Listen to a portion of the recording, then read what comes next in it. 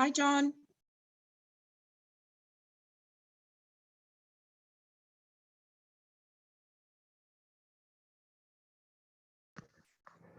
Good morning. Are you there? Can you hear me? I can hear you. Can you hear me? There we go. There. Yes, ma'am. All right. There we go. I know I'm unmuted. Why does it tell me I'm muted? How are you? Good. How are you? I'm doing well today. Thank you. Did you have a good weekend?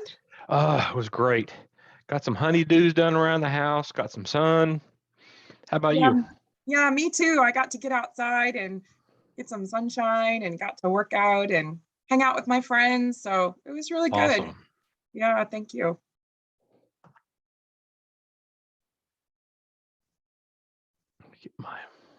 Is futuristic one of your strengths? Well, you know what? I'm just pulling it up right now. I can't remember. I can't remember. Let's see.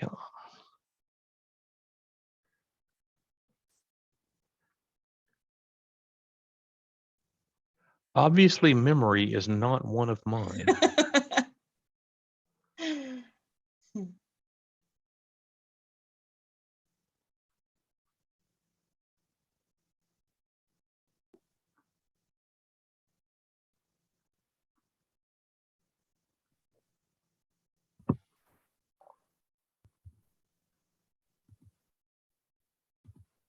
Hi, Stacy. Hi, Susan. Hi, Anitra. Hello. How is everybody today? Good. Oof. Do we have any futurists in the call? I'm all the way down on 27. Yeah, I'm 18. Oof. Uh-huh. It's a lot lower for me, but I think it's number 1 for my husband, if I remember correctly. Oh, okay. Oh.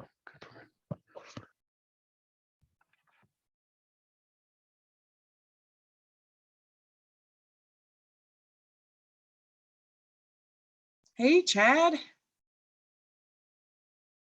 You're on mute. I have a feeling futuristic is low for you because context is high for you. Did I get it right? Confirming that. Give me one moment. I'm running a little late. But I'll confirm that in a second for sure.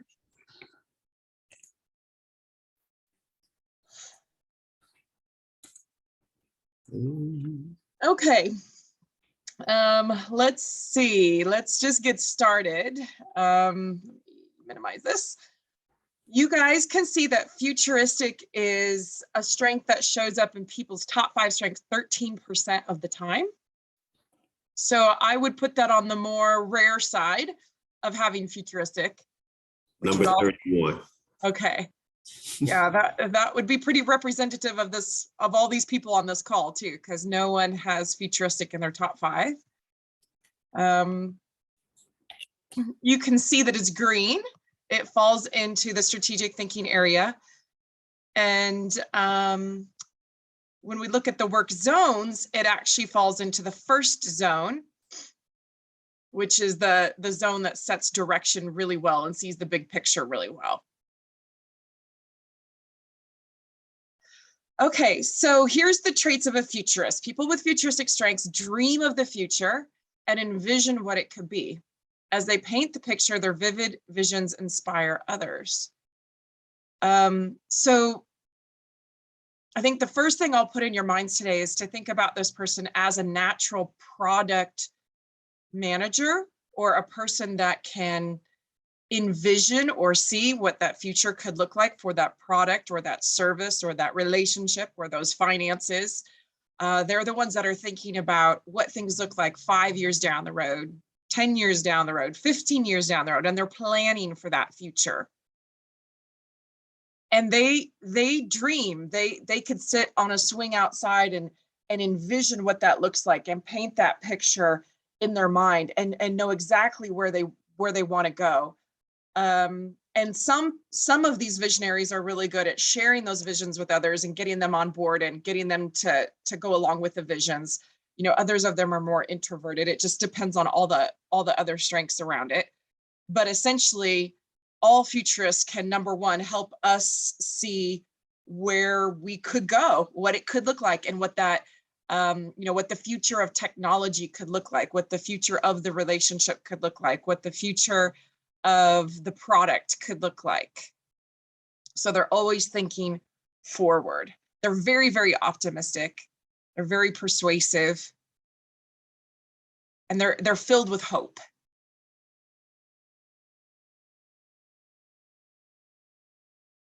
Any questions about futurists so far?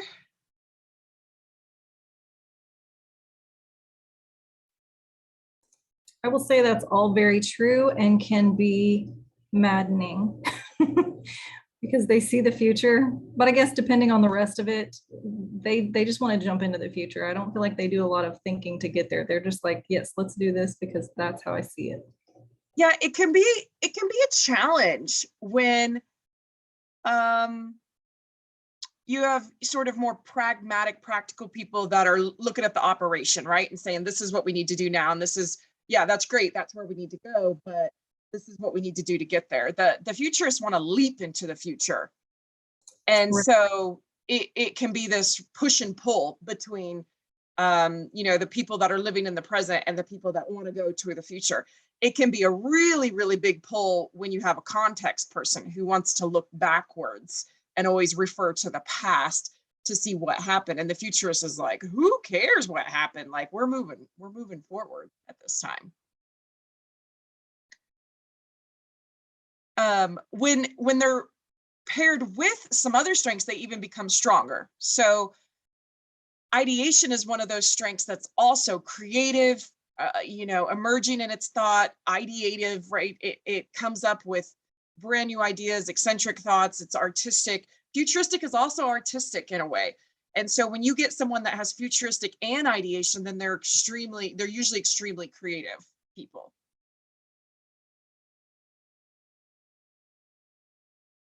Now, if the futurist is paired with something like strategic, it's thinking about the big picture, it's thinking about the future, and it's seeing how we can get there.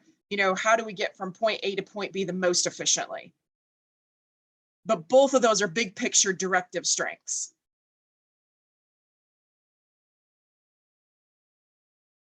And then what's fascinating about restorative is that restorative and futuristic can either not get along or they can get along. But when a futuristic and restorative is in the same person, then that person becomes extremely solution oriented, because restorative will look at what's going wrong, where futuristic are focused on just what could be. So those could clash if they're in different people, but the fact that they're both solution oriented could also put them on the same page if they're solving some big futuristic problem together. And then if you have it in the same person, then this person is extremely solution oriented.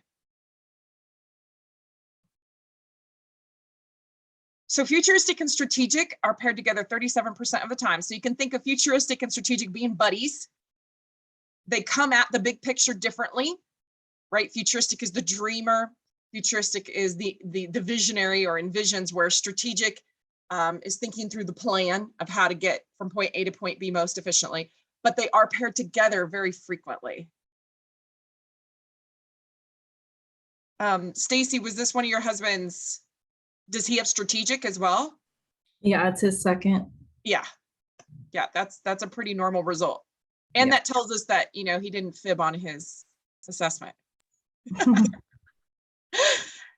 What you never see futuristic paired with is context and consistency. Context is looking back, it's looking at that history. Consistency is that balanced, pragmatic, realistic type strength.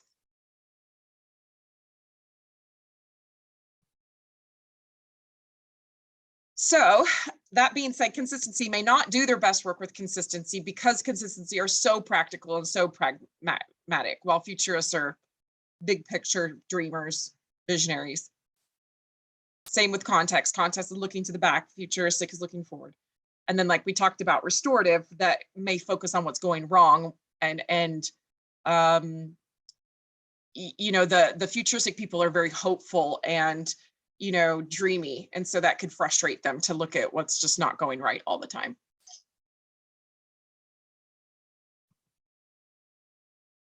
Who they're probably going to do their best work with is the strategists, other futurists that are also willing to dream and talk about what things could look like. They're sort of like fuel for one another. Ideators as well, the inventors, the people that want to brainstorm and think up, you know, they're more creative, they're more open to explore.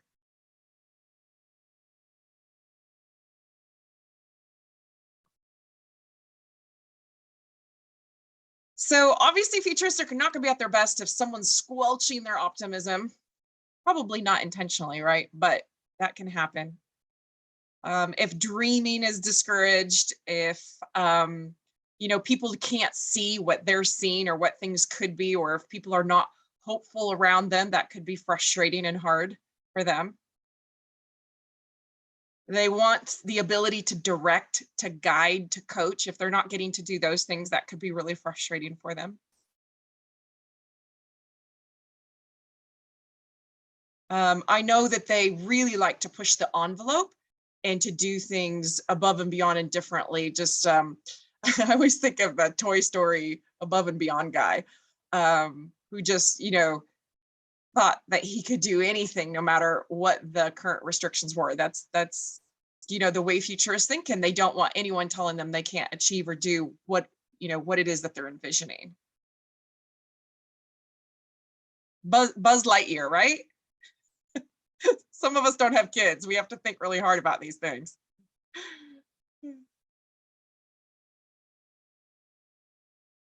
Where they're going to be at their best is when they're inspiring others, their optimism is embraced, they get to shape what that future looks like. People are following them and taking their direction, and they get to lead the way. And where really that future gets to be realized, where it gets to come to life and they get to see it come to life.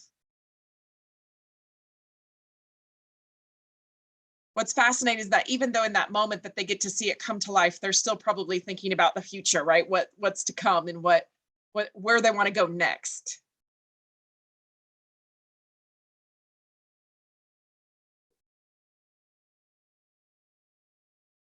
So what they love to hear is, you know, that their direction is interesting and fun and people want to move towards it. They want to inspire people. So they want to hear that they are inspiring and that they've created the hope and that they've brought the vision to the team.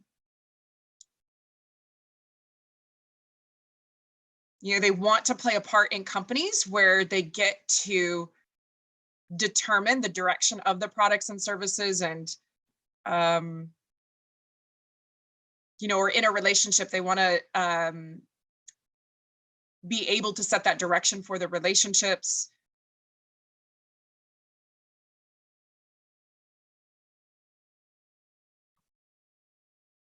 They start disengaging when they hear things like, oh, that's not realistic, or you're too dreamy, or you know, you're not being pragmatic. You're not living in the present moment. Your head's always in the clouds. You seem to live in the future. You're always talking about it, but it's not something that you're bringing, you know, that you're doing.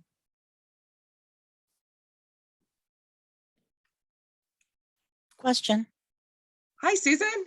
Hey there, how are you? Good. How are you? Good. So, excuse me. I have a friend I'm pretty sure is futuristic, and she's at a high level executive, and people she works for are stuck in the couple centuries ago. So that though she has given them her advice and her ideas for the future, they say what they want, they have never done it. They're still living in the past. So this doesn't sound like it's going to bode well for her long term, because she's going to be like, I can't do this much longer. Correct, because if she can't help shape that future that she could see, right, that bring to life that potential that she could see for that company, then she's going to finally go, this isn't the place for me. I need a place where I can influence and persuade people to take some steps into the future. That's right. Yeah. So, and then obviously, I shouldn't say that, but it sounds like the the upper echelon of executives that's really holding this back. Though they say they want it, there are no futuristic or no level of that in that group to actually implement it. Yeah, it Oh. can be extremely difficult to have a group of executives that have been there a long time, doing things a certain way a long time, and that thing has worked for a long time. Mhm. And they can even realize that they need to move forward and they need to change, but that can be extremely uncomfortable. Mhm. And so to actually take steps or move things forward, especially probably the big shift that needs to happen, it's going to take an act of faith by some of those other executives. It's going to take an act of, let's just try it. Let's just see how it goes. Let's maybe prototype something and see how the market responds. They're going to have to be open to change. You can say you want change all day long. We all know change is very uncomfortable for some people. Some people change isn't uncomfortable at all. But I'm assuming for this particular set of executives, it's uncomfortable. So they're gonna all have to get in a room and have a heart to heart, right? And say, look, we've either got to make a decision to try some things or not. Makes sense. Sounds right. Yeah. From what I've heard, that it's a long time coming, and they listen, but nothing happens. Yeah, and it's almost like she's wasting her. And it's hard for just her, right, to make it happen. She does need a couple of people, maybe sponsors, we could call them, but a couple of partners on that team that are also helping, right? 3 or 4 people helping that team move things forward. Yeah. Okay, cool. Thank you. You're welcome. Okay. So they enjoy being recognized, again, for the hope they bring, the optimism they bring, the insights. They can actually, foresee what could potentially happen or what might happen or what's likely to happen. So they like being recognized for what they've dreamt up in their visions and effectively coaching and guiding others, or directing, the product, the services, the people, the company, the technology. They love being in a position to push everyone into the future. And they love being recognized for these things. Hey, Brandy. Hi, Brad. Hey, sorry, I was a little late coming here. Okay. I did a quick follow-up to Susan's question. When she got a leadership team that's stuck in the old ways, let's call it. Yeah. Is it feasible to have an outside change agent give them that push they need, or is that intrusive Well, to that group?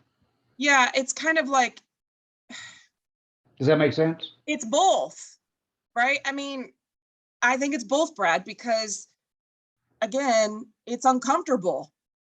It's going to feel intrusive, but if you have to get a team moving forward and they have no forward thinkers, you have to bring in a forward thinker.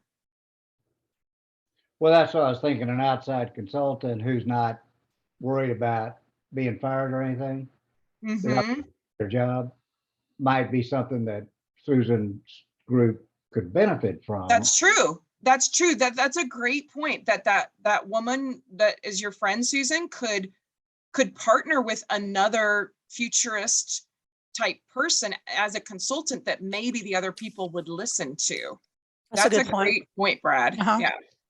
Thanks, Brad. Yeah, just a thought. Yeah. Okay. Cool. Thanks. Yeah. So when you guys are working with futurists, which Brad, I believe Alan is a high futurist, if I recall.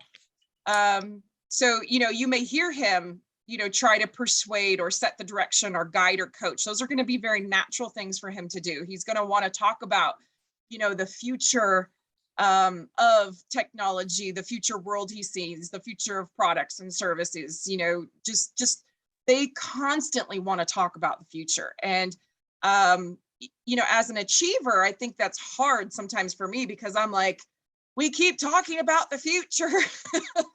Can we please just execute? And here it is. It's here now. Yeah, but I think that Alan is. Alan tends to be about 2 years ahead of the curve sometimes. absolutely. Yeah, Yeah. I mean, he's probably even thinking further ahead. He's just probably realized he's got to rein it back to catch other people up so they can come along. Yeah. But they can describe the future to you in great detail. It's extremely vivid and extremely descriptive. So if you've got someone that you're interacting with that's doing that, they're probably highly likely a futurist. Can you guys think of any futurists in the public eye that you would say, oh, this person has to be a futurist? I think without a doubt, Elon. That's right. Yeah, that's the one that comes to mind when I listen. There's this podcast that I don't know if you guys have ever stumbled upon this, but they describe somebody and the whole time you're having to guess who it is. And Elon Musk is one of those, and he's from South Africa. And I remember listening to the podcast, just thinking about who this person was. And I'm going, I don't know who this person is, but whoever they are, they're futuristic as a strength. Yeah. And then in the end, it ended up being Elon. That's right. Yeah, for sure. I mean, he's just pushing, it's got to be his number one. And when you listen to how his mother describes him as a child, it's like he's so dreamy. It's like, how do you pull him out of that imaginative space? I think my nephew also has it. He can just sit for hours imagining the worlds he's building and what they're going to look like. And he's actually been given a tool. What is it? Is it Minecraft where they can build those worlds? Is that right? For those of you who have kids? Hey, no one's gonna. I don't know. I'll have to check it out. Set me straight. Anyway, You're correct. You're okay, correct. Thank you, Julie. Yeah, so he builds these worlds. They're amazing, you guys. The worlds he builds, they're amazing. He could build video games, and he's 8. I mean, it's just phenomenal. So that's what you'll see out of futurists. My OCD is just killing me here. Hold on, let me fix this. I can't take it. Okay, it's better. View present. And I always forget to go fix those things after the thing. So, okay. So when you're speaking to them, you just want to open that up, right? Allow them to dream, allow them to talk, ask them questions. Tell me about this, describe this to me. What does this look like to you? What direction do you think we should go? What do you see? What do you see happening? Getting them engaged in that way to show them that they're safe to share their dreams and their visions and just talk to you about these things. It will completely open them up for them to give you some really interesting thoughts about your business, about your relationships, about the technology you should be using, about the finances, what you could do with your finances. They really are great guides and great coaches. Here's some questions that you could potentially ask them when you're in conversation with them to get their brains fired up and engaged.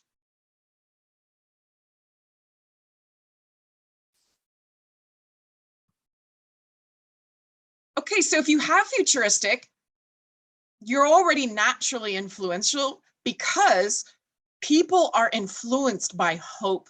They're influenced by optimism. They're influenced by what things could be. So just being who you are is actually naturally influential. Now, the more that those people can paint those pictures or demonstrate them or diagram them and help other people get on board and get involved, the larger forces they can actually command, right? What I mean by that is the more people that you can get on board with your vision, the more help you have to actually realize that vision. But that is the challenge, right? Is to get what's inside their heads and get that depicted out and communicated out in a way that other people can connect with it and get aligned, involved, and engaged. And that may not be a strength of yours if you're a futurist, so you may have to partner with other people that are great communicators and tell great stories, for example.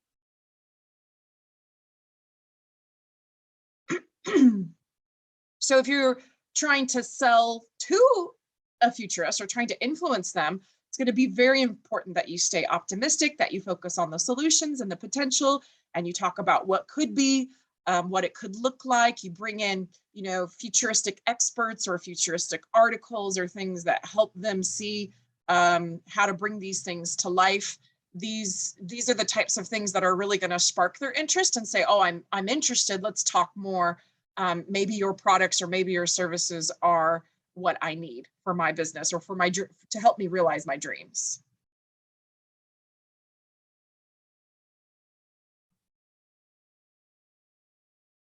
So if you are futuristic and you're in the interview process right now, again, just being your natural, positive, optimistic, persuasive self is going to go a long way.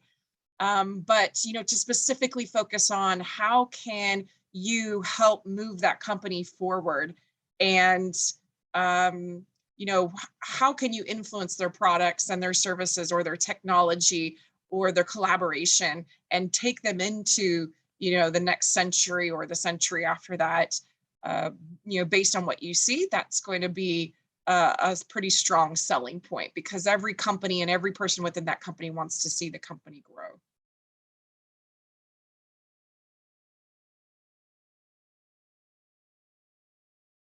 Just because I'm on a certain slide doesn't mean you have to ask questions on that slide, by the way. You can always just ask any questions that you have whenever they come to mind, because I know sometimes certain things will spark, something in your mind. So you guys, if you have questions or things you want to discuss on this call at any time, just interrupt me.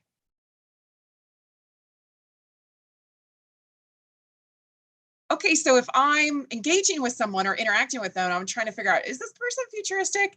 I just listen. Does this person seem to enjoy talking about the future all the time? Do their eyes light up when I talk to them about futuristic topics? I might even test that, right? I might say, what do you think about quantitative computing? And when their eyes light up and they start talking about quantitative computing, I'm like, oh, or quantum. Sorry, I'm thinking about quantum computing. I know that they're studying the future and what's coming in the future and how the future is going to be impacted. And the types of words that you want to use with them are dream, envision, future, potential, hope, emerging, vivid, descriptive, painting, photograph.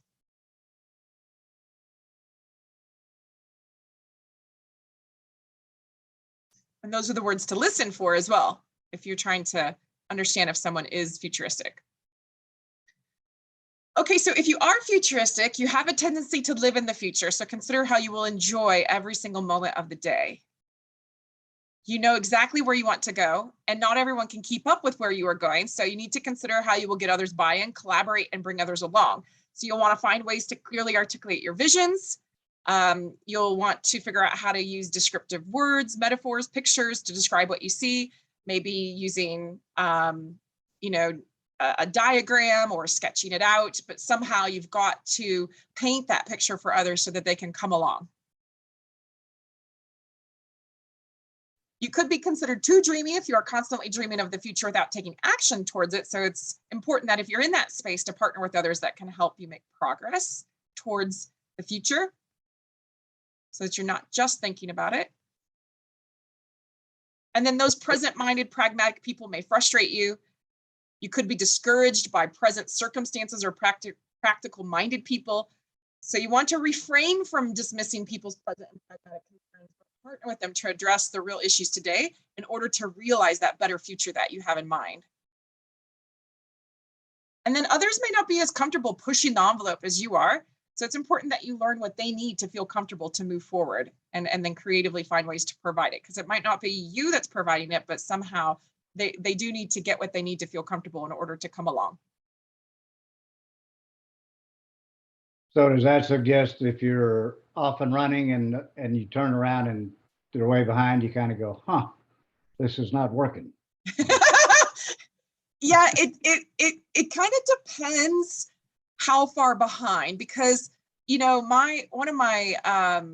CEO I worked for over the last year was a futurist, and he was always pushing us into the future, push. He had activator too, so he's like activating the future, which was very uncomfortable at times. However, we were so excited about it that we were able to leap with him. And so although he was constantly leaping and constantly pulling us and constantly shifting and changing, we had so much faith in the future where he was guiding us, and that he knew how to do it, that we came along. So what I mean is that if you turn around and no one's right there at your heels or with you, you just need to understand what they need in order to come along, because it's not that you can just stop. You don't have to just stop. You can keep going, but you do need to make sure that people are fed those little bits of things that they need in order to leap with you, to keep pulling things along. Okay, thanks. Mm-hmm. I have another one. Mm-hmm. So if you're highly futuristic, I mean, how do they deal with everyday life? Like practical things, like I have to pay my whatever bill. I mean, are they too busy being forward to like take care of everyday stuff? What's their other 4 strengths? What, pardon me? What's their other 4th strengths? Oh, We don't know, right? we don't know. If you have a futuristic achiever who Okay. I just met the other day, Uh-huh. that guy has run 15 companies or something. Wow. He is futuristically achieving and achieving futuristic. That guy's Wow. crazy. Wow. So it just depends, Susan, what their Okay. other strengths are. Remember, everybody in this world can get things done. Mhm. It's just a matter of how well they do particular things and where they should spend the majority of their energy. We can Mhm. all pay bills, but we all may not enjoy it, and we may all not want us to just spend the time. So some people hire it done, but they're essentially getting it done. They're just Yeah. Yeah. hiring someone to do it for them. Mhm. So it's just Mhm. that, StrengthsFinder is really looking about how people approach things, how they can get those things done. Do they need to partner, or do they do it themselves? Like, where do you spend your energy, or where do you collaborate? These are the questions that each individual needs to sort out for themselves based on their strength combinations. Good points. Yeah. Okay, so to effectively collaborate at a futurist, okay, this is just what can you do to bring to a team to effectively collaborate with others. You can share your visions, you can describe to them what you see. You can say, especially like if you see someone struggling or someone that just needs to look at the bigger picture, you can just sit them down and guide them and coach them and say, here are some things to think about. You can never control people, and you can never make them do what you want. I mean, you can for a while, or you can put them in restraints, but that's not fun, right? What we're trying to do is inspire. We're trying to get people to see it for themselves, so that they take the action to better their life, or realize the future that they could have, or realize the future that the company could have, or where the products could go. So the futurist can really help paint those pictures for every member of the team. Somebody with like futuristic individualization would do a great job of that. They would be able to sit down with each individual and help them understand in a way that works for them how to understand where we're going, or what the direction is, or what would be positive. The trick, I think, as a collaborative futurist is, if you are a equal collaborator, how do you manage that with your personality? Because you're a natural director, you're the natural entrepreneur, you're the one saying this is where we should go, this is but when you're collaborative, everyone's in that collaboration is equal. And so how do I listen and respect what you're saying, but also provide you with what I think you need to hear in order to understand what I think we could do. Those are going to be challenging spaces for a futurist. It's going to be much more easy for them to lead than it is to collaborate. And then if like you're like Stacy, who's got to collaborate with her husband, she's going to, really engage his brain if she's looking for his potential, being optimistic and hopeful, always, considering what are the solutions, and, trusting their visions, trusting the foresight that they have, respecting respecting and honoring, what it is they dream of and what they envision and what they see.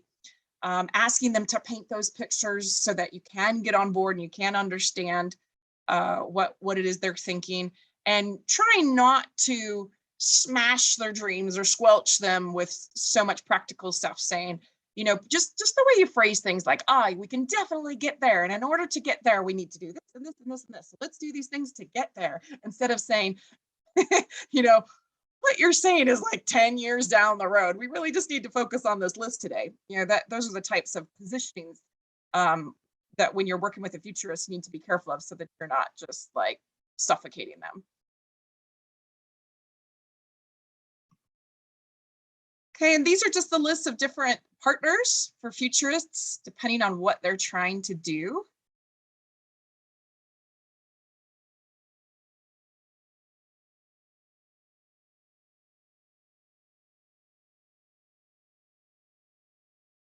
Yay, it is on there.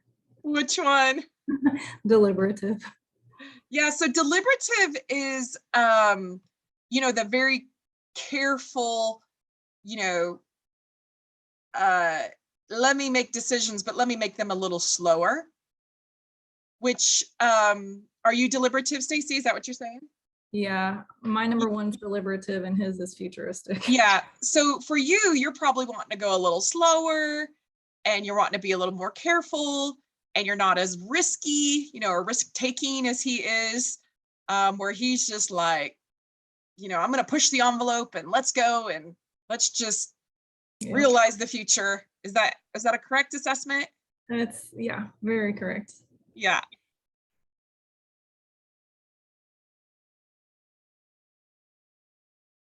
And when you have something that's so different like that, you have to be willing to work together. You have to be willing to collaborate. Everybody's just got to be all in to say, okay, how do we make this work for you? And how do we make this work for you? And when is it good to flex this futuristic muscle? And when is it good to flex this deliberative muscle? It's just got to be a partnership. Yeah, I think we've done well about that. It's just what matters most to whom, and you kind of let it go with that. Who's most passionate about the issue is the way it goes. So well, and also just looking at it objectively, of like, for this particular thing that we're looking at, what is the most important thing for that thing to succeed? It shouldn't necessarily be about who wins, but rather what's best, what's the best nourishment for the thing that we're trying to address in that moment. Does it need optimism, futurism, and to be pulled, or does it need to be held back and thought about and deliberated about?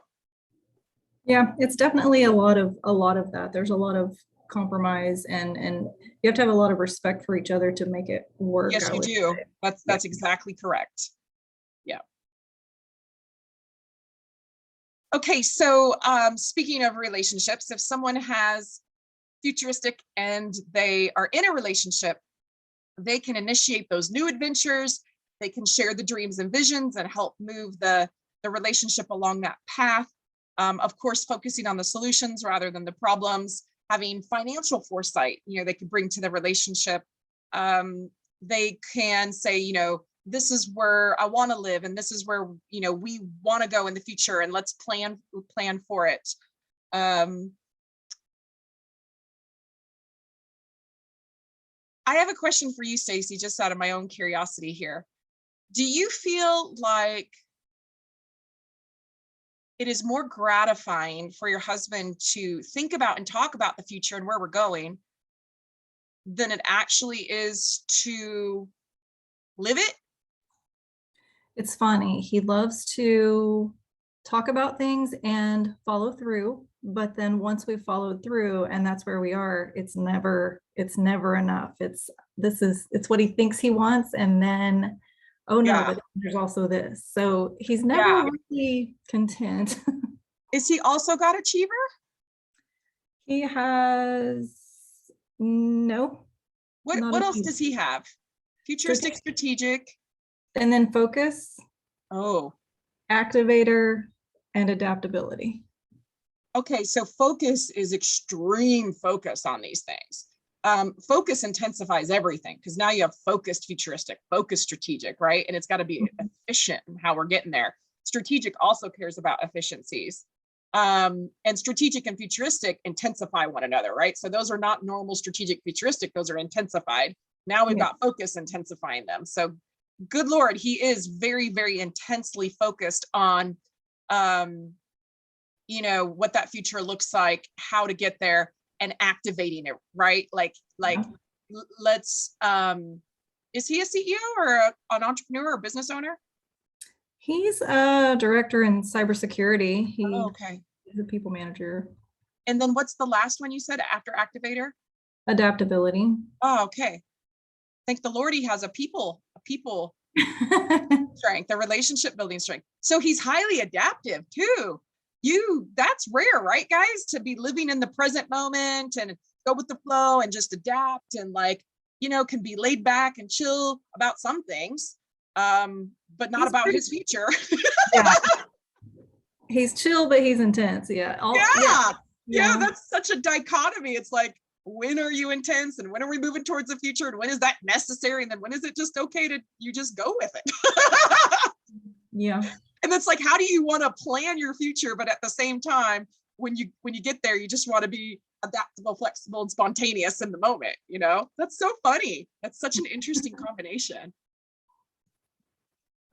Okay, sorry guys, sidetrack. It's just fascinating to find someone with futuristic and adaptability, because adaptability is living in the present moment and futuristic is living clear out there. I think maybe I dragged him into adaptability. That's I don't know about that. These are formed at the age of 14. oh, interesting. Yeah. So when your partner is futuristic, you know, obviously you've just really got to be willing to get on board with their visions and what they dream of and where they want to go, and sharing that with them and helping them realize that and being a part of that. That's really where you got to sit to be an effective partner for a futurist.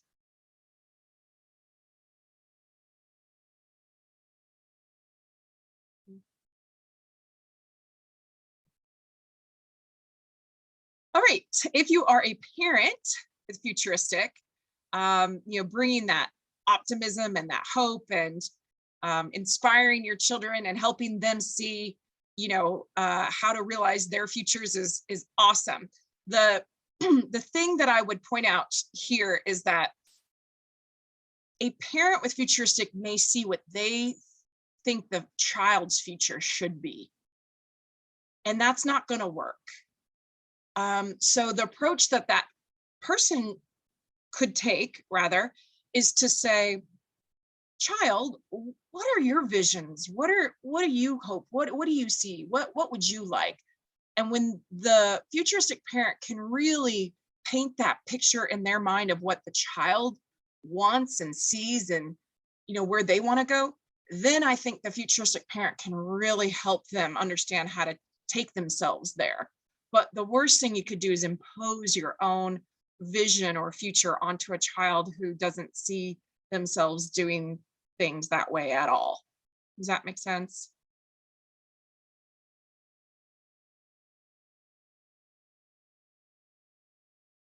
I ran into one of these actually a couple weeks ago. This guy, futurist, product manager, really desperately wants his son to follow his footsteps and go into product management, sees that they're both futurists actually. But the kid is like, I want to go fix race cars and I want to go be a mechanical engineer and I want to build and engineer new cars. Like, he knows exactly what he wants to do. He's graduated from high school, and the father is just fighting it because it's not what he envisions or sees for his son. And unfortunately, it's not a good situation. So when your child has futuristic, like this guy, again, you know, helping them see and realize what, you know, helping them build their future and realize their visions and their dreams, supporting them in that way is amazing. Helping them bring bring their ideas to life. Like I love that my brother, you know, I don't know if he did it intentionally or stumbled upon Minecraft for my nephew, but the fact that he can build the worlds that he dreams of. And my brother just recently got him a 3D printer, right? So he can actually build the 3D models of the things that he sees. I think supporting, you know, what you naturally see in your children is a beautiful thing, because it will allow them to continue to grow those areas and get good at them. And it kind of gives them a step up in the world. And it also inspires their confidence. And I think when you have somebody like Futuristic as a child, it's important to sort of sponsor their dreams and help them realize them and help show them that what they think and dream of, it can become real. And that will give them the confidence to go build those things in the future.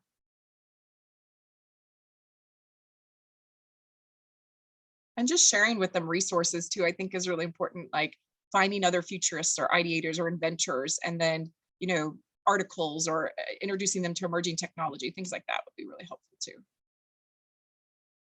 All right, if you are a leader with Futuristic, you are going to lead well. You're going to come in with the visions, and you're going to help startups. You're going to help push products forward, services, relationships forward, technology forward, the finances forward. You just have this really wonderful gift of being able to inspire people, inspire hope, get people on board and aligned. And if you could paint those pictures and visions, people are going to be so excited to come along and help create something and make something that, you know, hasn't been there before. Everybody likes to get on board with a good vision and try to help make it happen.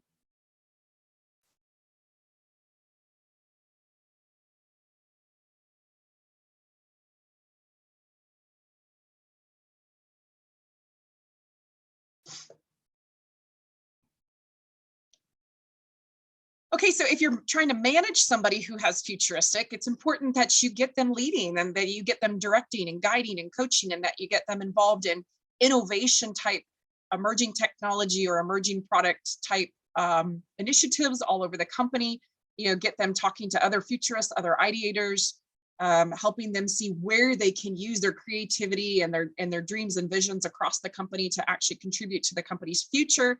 This is where they're going to want to sit and be in order to be at their best every single day.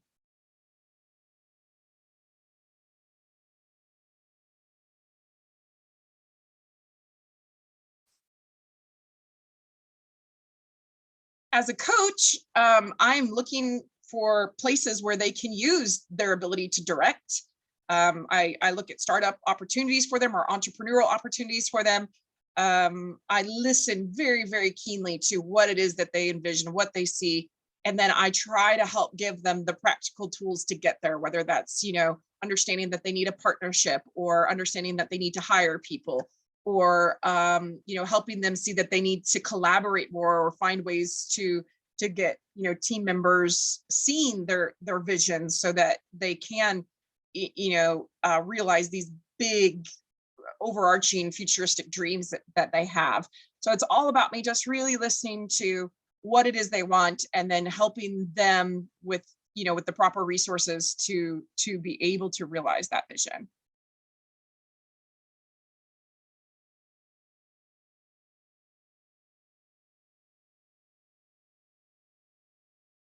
If you are a futuristic coach, again, this is going to be a great spot for you, because you're really going to help bring people's desires and visions and dreams. So of course, you're going to want to pull that out of them and then help them push things forward. You're probably going to be the type of coach that pushes the envelope a bit and challenges people's ways of thinking so that they can leap or jump into those futures, rather than just trying to sort of chuck away at them like with an ice pick at it. I know that's the way consistency is. Consistency is going to do something very consistently all the time, and futurists are kind of like, no, let's leap forward into the future. Just sort of different ways of engaging. And I think that as a futuristic coach, you're going to have to realize too that you can lay that future out for people, and you can show them the way, and you can help them see where they can go and how to get there. But you do have to like let go and just let them go figure out how they're going to do it, because people are going to do it the how the way or the how that, people are going to do it is going to be different than how you might do it. Quick question. Mhm. When you talk about entrepreneurs, and I could see, especially in a futuristic, they could Yeah. be wanting to go open up their own business. Mhm. Do you find that they're typically undercapitalized? Because they're planning, Yeah, I've seen both. okay, so that's not necessarily a given or anything. Right, because you could have a rich futurist, right? Well, that's fair. Yeah. Okay, just But clarify. I would say I can see your point though, Brad, right? Like if you don't come from wealth and you're a futurist, then absolutely. Yeah, if you don't come from wealth, well, if you come from wealth, then everything's easy. Yeah. No, not everything. Well, most, yeah, that's fair. I saw this thing the other day that I just thought was brilliant because it said choose your hard. And it said, being unhealthy is hard, being healthy is hard. Being poor is hard, but managing your finances is hard. And it had all these comparisons. It's like, that's right. Life is hard. And you just have to choose your hard. Being single is hard, and then being in a relationship is hard. Choose your hard. That's good. You might want to patent that little saying. Yeah, no, somebody else wrote it. I read it somewhere.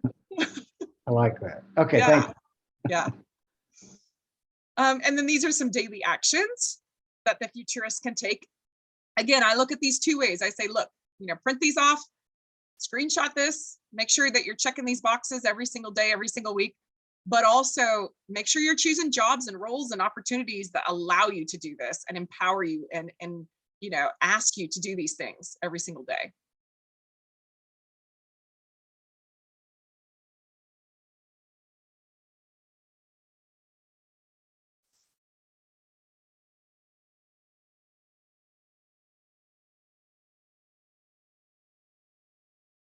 Just reading through the comments here really quick. So you're really high futuristic too, Brad. Yes, that's up there with some other stuff that you've mentioned. Mm-hmm. Now, again, it's very difficult for me to write what a futuristic's career is going to be because they're entrepreneurs and we really have to find what they are interested in, what they dream of, what they want to bring to life. But I have seen quite a few futuristic people go into design or some sort of design or have some element of design in their career. And maybe marketing goes in here too, right? Because marketing can be quite creative. Architect? Yeah, could be, right? Be architect, bringing something to life and design. That's Scuba diver? well, you know why I put that? Let me see. Architect, right? And what else did I say? Something else I was going to put on here. Design. You said design something. Designer's on the list already. Oh, it's up there. Yeah. Yeah. So scuba divers on here because they love to see beauty, art, and when you go downstairs into another world, right, of fish and color and I don't know, I've seen them be attracted to that type of thing.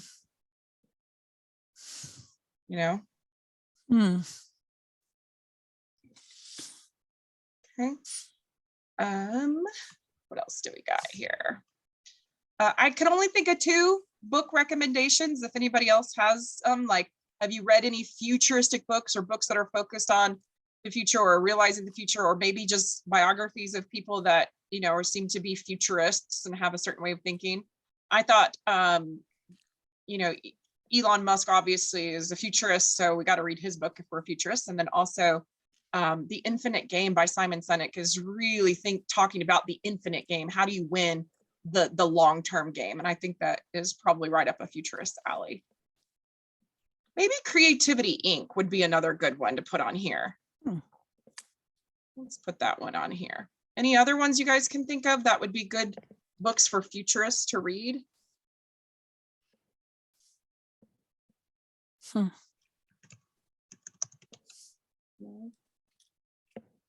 I spelled ink wrong.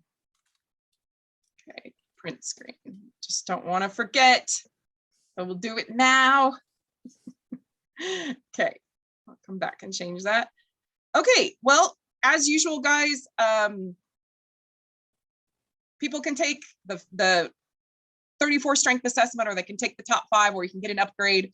You can take it in multiple languages, and there's an app you can access. You can also sign up to my site, Strengthology Insights, which gives you additional sites. I just put the new career stuff on there. So if you guys log in, you're going to see now that you have career options at the bottom. Let me show you. Yay. Different career options for each one of you. Okay. I'm excited about that. Cool. Very nice addition. And then, you can go on YouTube, either on my channel under Strengthology Insights, watch the past videos if you want to, or go see what Gallup has out there. They've got lots of books. Obviously, 10% of my business, I say this over and over again, is contributed to Operation Underground Railroad each year. And then here's my info. What else? We have about 4 minutes. You guys have any other thoughts, questions? Can be anything. It can be on futuristic or something else. Next week, we're doing Achiever. Oh, next week's Achiever. Ooh. Next week's Achiever. Yeah, the most commonly found strength in a person's top 5 strengths. Wow. You're doing great. Thank you. You're welcome, Brad. Anybody, anything else? Thank you so much for today. You're very welcome, John. Thank you. As always. I appreciate it. No worries. Thank you, Brandy. You're welcome, Susan. We'll see you, Miss Achiever, next. Yes. Yes. I will definitely do that. Okay, sounds good. Thank you, everybody. Have a wonderful Monday. You too. Talk to you next week. Bye. Thank Bye. you. Yeah. See you then. Bye. Bye.